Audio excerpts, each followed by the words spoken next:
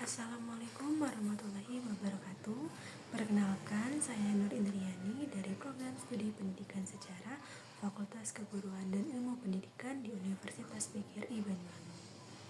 Video ini dibuat untuk memenuhi tugas ujian akhir semester dengan mata kuliah Sejarah Kebudayaan Indonesia dengan dosen Bapak Taufan Priyananda Adinata MSI. Di sini saya meresum salah satu buku yang berjudul Ilmu Sosial dan Budaya Dasar dengan penulis Dr. Andes Herimanto MPD MSI dan Winarno SPD MSI, tahun 2015, penerbit PT Bumi Aksara. Sebelum menjelaskan resum yang saya lakukan, di sini saya akan menjelaskan terlebih dahulu mengenai daftar isi. Yang bab pertama yaitu pengantar ilmu sosial dan budaya dasar atau ESBD, yang dimana mencakup 3, yaitu hakikat dan ruang lingkup ilmu sosial budaya dasar. Yang kedua, ilmu sosial budaya dasar sebagai mata kuliah berkehidupan bermasyarakat atau MBB dan pendidikan umum. Yang ketiga, ilmu sosial budaya dasar sebagai alternatif pemecahan masalah sosial budaya. Yang bab kedua yaitu manusia sebagai makhluk budaya. Yang pertama, hakikat manusia sebagai makhluk budaya. Yang kedua, apresiasi terhadap kemanusiaan dan kebudayaan. Yang ketiga, etika dan estetika berbudaya. Yang keempat, memanusiakan manusia. Yang kelima, problematika kebudayaan. Kemudian pada bab 3 terdapat manusia sebagai makhluk individu dan sosial. Yang pertama, hakikat manusia sebagai makhluk individu dan sosial. Yang kedua, peranan manusia sebagai makhluk individu dan sosial. Yang ketiga, dinamika interaksi sosial. Dan yang keempat, dilema antara kepentingan individu dan kepentingan masyarakat. Kemudian bab 4 yaitu manusia dan peradaban. Yang pertama, hakikat peradaban. Yang kedua, manusia sebagai makhluk beradab dan masyarakat adab. Yang ketiga, evolusi budaya dan wujud peradaban dalam kehidupan sosial budaya. Yang keempat, dinamika peradaban global. Yang kelima, problematika peradaban global pada kehidupan manusia. Pada bab yang kelima yaitu manusia, keragaman, dan kesetaraan. Yang pertama, hakikat keragaman dan kesetaraan manusia. Yang kedua, kemajemukan dalam dinamika sosial budaya. Yang ketiga, kemajemukan dan kesetaraan sebagai kekayaan sosial bangsa, sosial budaya bangsa. Yang keempat, problematika keragaman dan kesetaraan serta solusinya dalam kehidupan. Yang bab ke-6 yaitu manusia, nilai, moral, dan hukum. Yang pertama, hakikat, fungsi, dan perwujudan nilai, moral, dan hukum. Yang kedua, keadilan, ketertiban, dan kesejahteraan. Yang ketiga, problematika nilai, moral, dan hukum dalam masyarakat dan bernegara. Yang ketujuh, manusia, sains, teknologi, dan seni. Yang pertama, hakikat dan makna sains, teknologi, dan seni bagi manusia. Yang kedua, dampak penyalahgunaan ipteks pada kehidupan. Yang ketiga, problematika pemanfaatan ipteks di Indonesia. Pada bab ke-8 yaitu manusia dan lingkungan. Yang pertama, hakikat dan makna lingkungan bagi manusia. Yang kedua, kualitas lingkungan dan penduduk terhadap kesejahteraan. Yang ketiga, problematika lingkungan sosial budaya yang dihadapi masyarakat. Yang keempat, isu-isu penting persoalan lintas budaya dan bangsa.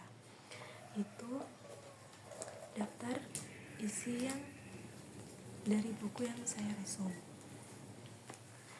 Nah, untuk pertama-tama dalam buku Ilmu Sosial dan Budaya Dasar yang ditulis oleh Dr. Andes Herimanto MPD MSI dan Winarno SPD MSI, pertama-tama membahas mengenai pengantar ilmu sosial budaya dasar, yakni hakikat, ISD, dan IBD.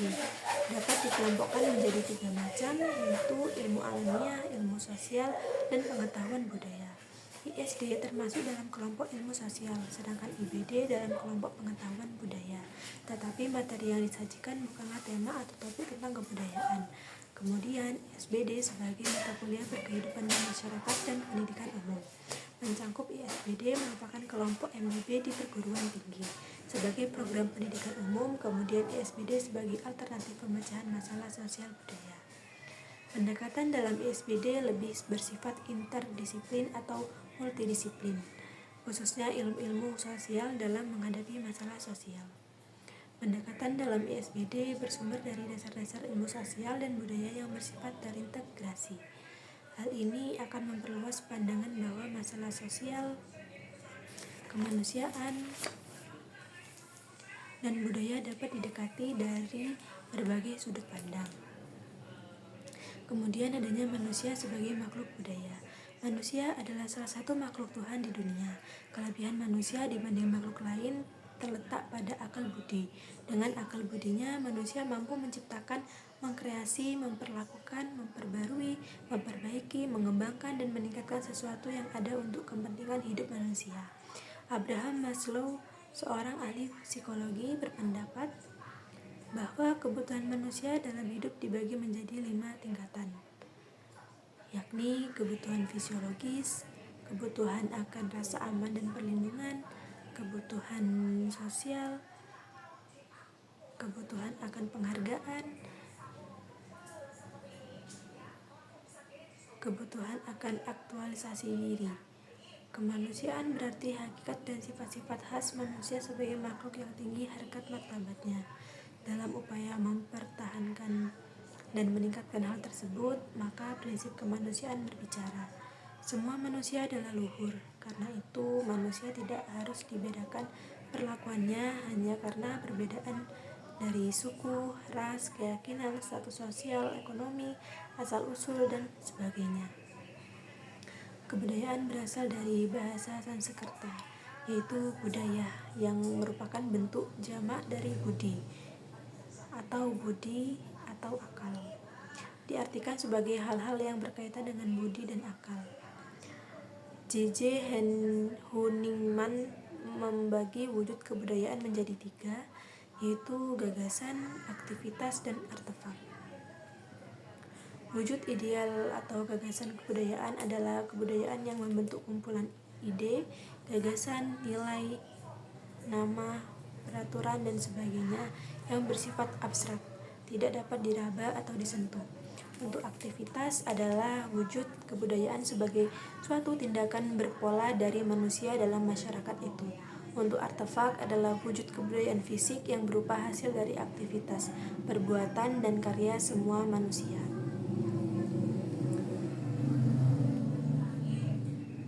Dalam masyarakat dan karya semua manusia dalam masyarakat berupa benda-benda atau hal-hal yang dapat diraba, dilihat, dan didokumentasikan. Kemudian adanya etika manusia dalam berbudaya. Kata etika berasal dari bahasa Yunani, yaitu ethos. Secara etimologis, etika adalah ajaran tentang baik, buruk yang diterima umum tentang sikap, perbuatan, kewajiban, dan sebagainya.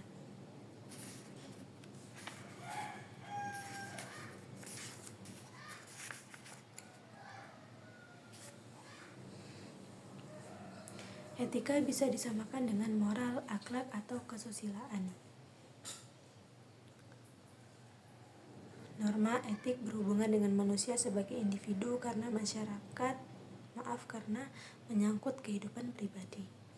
Pendukung norma etik adalah nurani, individu, dan bukan manusia sebagai makhluk sosial atau sebagai anggota masyarakat yang terorganisir. Kemudian adanya estetika manusia dalam berbudaya.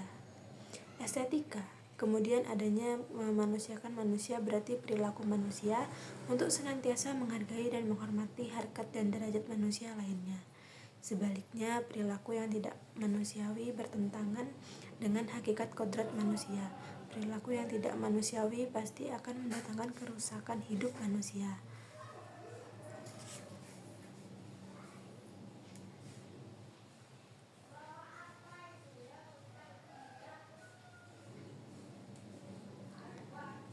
Terdapat pula problematika kebudayaan. Tiap persekutuan hidup manusia atau masyarakat, suku, atau bangsa memiliki kebudayaannya sendiri. yang berbeda dengan kebudayaan kelompok lain. Kebudayaan ini membentuk ciri dan menjadi pembeda dengan kelompok lain. Dengan demikian, kebudayaan merupakan identitas dari persekutuan hidup manusia. Terdapat 3, yakni pewarisan budaya, perubahan kebudayaan, dan penyebaran kebudayaan. Terdapat manusia sebagai makhluk individu dan sosial, yakni hakikat manusia sebagai makhluk individu dan sosial. Terdapat 2, yakni manusia sebagai makhluk individu dan manusia sebagai makhluk sosial.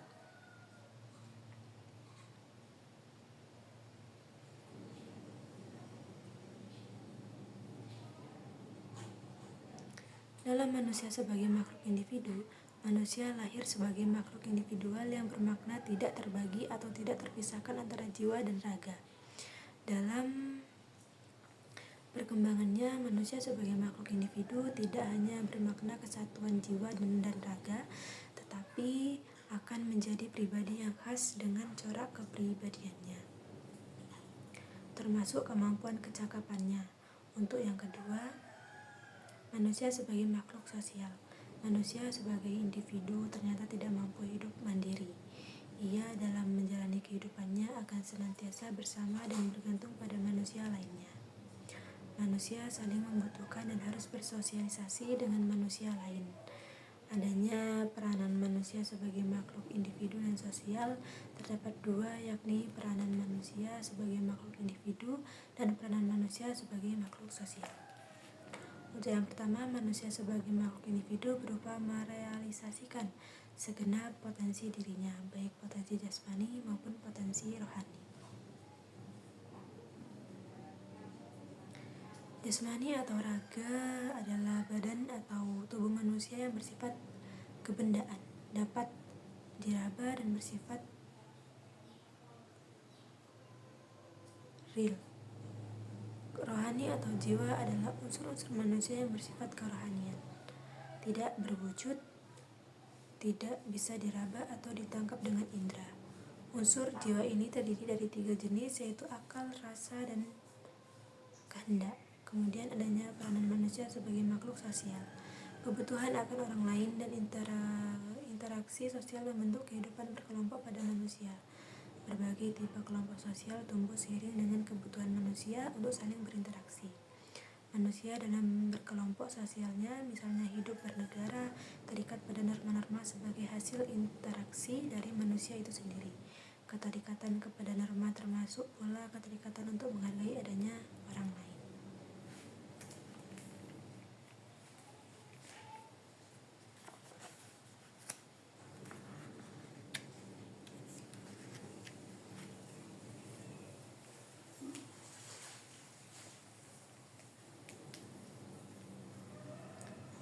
Terdapat norma-norma, yakni norma agama, norma kesusilaan, norma kesopanan, dan norma hukum.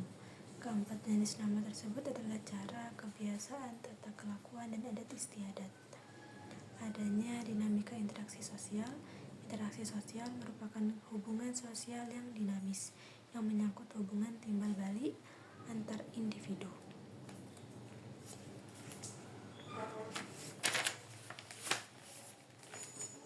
antar kelompok manusia maupun antara orang dengan kelompok manusia. Selanjutnya adanya ciri-ciri sebuah interaksi sosial. Ciri-ciri sebuah interaksi sosial adalah sebagai berikut, yaitu pelakunya lebih dari 1 orang.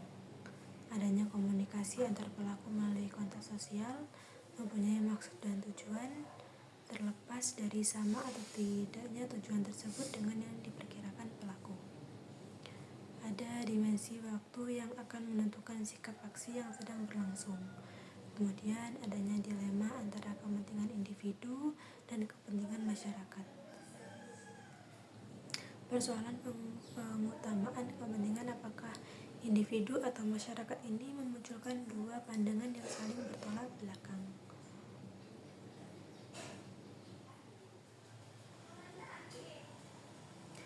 Kedua pandangan ini justru berkembang menjadi paham atau aliran bahkan ideologi yang dipegang oleh suatu kelompok masyarakat, yakni pandangan individualisme dan pandangan sosialisme. Pada pandangan individualisme berpangkat dari konsep dasar ontologis bahwa manusia pada hakikatnya adalah makhluk individu yang bebas. Sedangkan pada pandangan sosialisme menyatakan bahwa kepentingan masyarakat yang diutamakan. Sosialisme adalah paham yang mengharapkan terbentuknya masyarakat yang adil, selaras, bebas, dan sejahtera. Bebas dari penguasaan individu atas hak milik dan alat-alat produksi.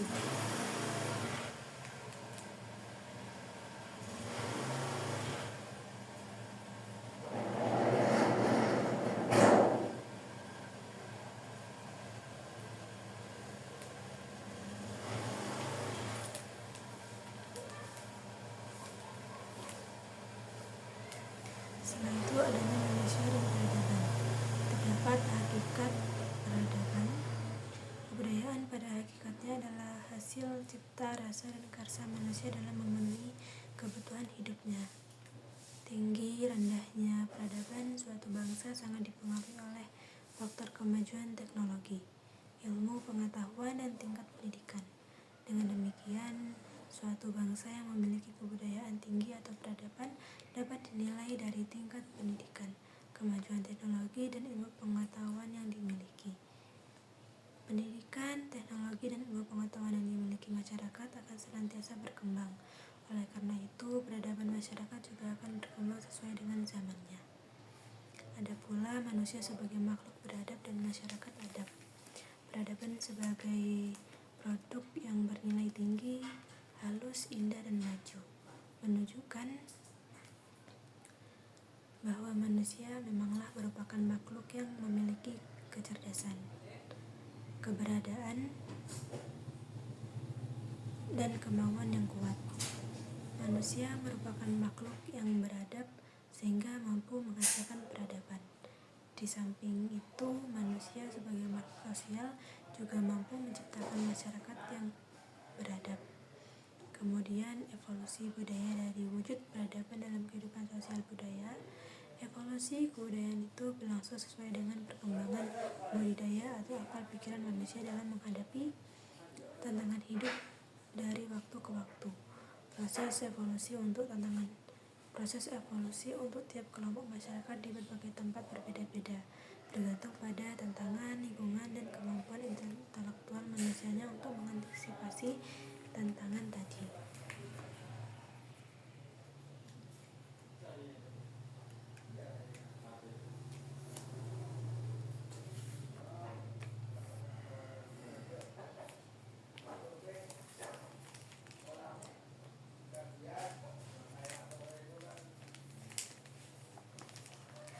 Kemudian adanya dinamika peradaban global.